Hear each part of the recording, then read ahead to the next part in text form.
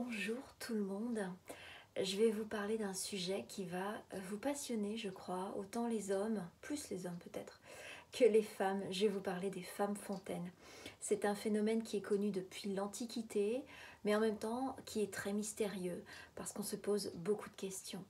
Je ne sais pas si vous le saviez, mais il y a certaines femmes qui émettent quelques gouttes, voire à peine une cuillère à café, et d'autres qui vont jusqu'à 200 millilitres. Alors plusieurs sexologues l'assurent, on ne naît pas fontaine, on le devient. Et pour faire jaillir la source de ce plaisir si particulier, tout serait une question d'abandon. Nous serions donc toutes fontaines en fait. Pour une majorité des fontaines qui s'ignorent, car seulement 6 à 36% des femmes ont vécu cette expérience selon des études. La fourchette est très large puisqu'elle inclut des femmes à qui cela n'est arrivé qu'une fois, par exemple, et puis d'autres qui le font tout le temps en fait. Et puis parfois, celles à qui c'est arrivé une fois, elles n'ont pas vraiment cherché à ce que cela arrive. Alors avouez-le, messieurs, la femme fontaine vous fait rêver. Images véhiculées, malheureusement et souvent truquées des films pornographiques. Les actrices, elles hurlent beaucoup trop, à mon goût. Et puis on voit des geysers vivants qui sortent de leur ventre.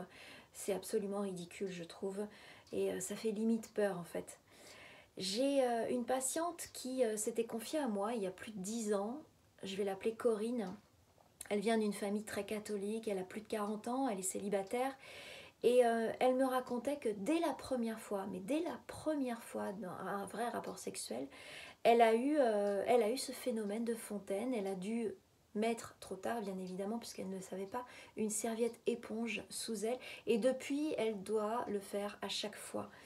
Alors, elle s'est posé des questions, elle s'est confiée à moi, elle m'a dit pourquoi est-ce que je suis tombée sur un homme tout de suite qui a su faire jaillir la source. En tout cas, elle ne se l'explique pas. Probablement beaucoup d'abandon et de lâcher prise de sa part, mais en tout cas, à chaque fois qu'elle fait l'amour, eh bien, elle est femme fontaine. Les hommes, enfin ses amants, adorent ça et elle aussi adore le faire. En 2005, vous avez Deborah Sandall qui a écrit chez Tabou Édition un livre qui est très bien, que je vous recommande, qui s'intitule Tout savoir sur le point G et l'éjaculation féminine.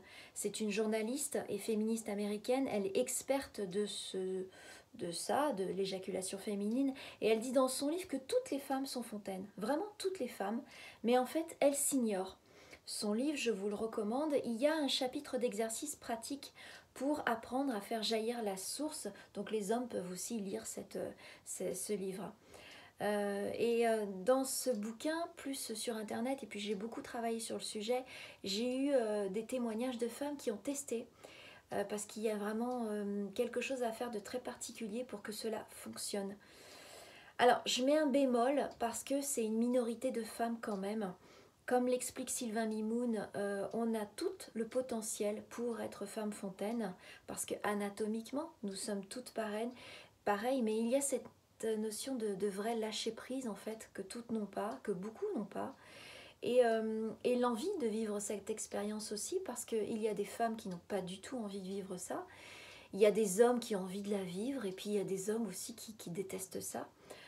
Donc en fait, pour vous parler de ce liquide, c'est comme de l'eau. Il est inodore, mais pas à 100%, il est incolore et là encore pas à 100%. Il vient des glandes de Skene, et les glandes de Skene, ce qu'il faut savoir, c'est que c'est l'équivalent de la prostate chez l'homme. J'ai découvert aussi tout au long de mon expérience de sexothérapeute que être une femme fontaine n'est pas une nature définitive, parce que certaines le découvrent dès les premiers rapports sexuels et d'autres bien plus tard, à 40 voire à 50 ans. Chez l'une, l'expulsion sera systématique et chez d'autres, ce sera très occasionnel, et ça dépendra du contexte, ça dépendra de l'amant, ça dépendra de plein de paramètres différents. De même, la quantité de liquide sera très importante une fois, quand une autre fois, ce sera un tout petit peu. Je vous ai parlé tout à l'heure des quantités, vous avez jusqu'à 200 ml et vous avez aussi l'équivalent d'une demi-petite cuillère à café. Comme je le disais précédemment, en fait, le phénomène de fontaine, il est plutôt rare. Et moi, je dirais que les femmes fontaines sont plurielles, en fait. Est-ce que c'est à cause de nos inhibitions collectives? Il y a certains hommes qui le vivent mal aussi, comme si on leur volait une part de leur virilité, parce que c'est eux qui doivent éjaculer. D'autres hommes, et là je pense majoritaire, adorent et perçoivent cette éjaculation comme une récompense parce qu'ils se disent waouh, je lui ai super bien fait l'amour. En fait, de l'attitude des hommes dépend finalement la sérénité de la compagne et l'aptitude à lâcher prise. Alors, la clé pour le faire, c'est ce doigt-là, la pulpe du doigt vers le haut, et puis faire un mouvement de va-et-vient, vous voyez, comme ça, en disant, voilà, viens vers moi. Il faut tourner en fait sur le point G, appuyer aussi, parce que certaines femmes aiment qu'on appuie un petit peu avec une pression un petit peu forte. D'autres ne supportent pas cette pression et vont préférer qu'on tourne sur cette fameuse zone G.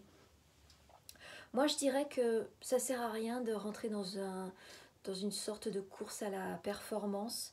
Ce qui compte, c'est d'être au plus près de ses émotions.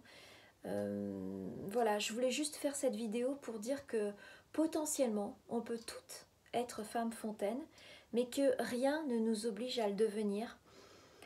J'espère que cette vidéo vous aura intéressé, peut-être aurez-vous des questions, donc n'hésitez pas à me laisser des commentaires sous la vidéo. J'ai peut-être oublié de dire des choses aussi, donc j'y répondrai avec beaucoup de bonheur et de sincérité. Voilà, et je vous souhaite une très belle fin de journée, je vous embrasse et je vous dis à très vite.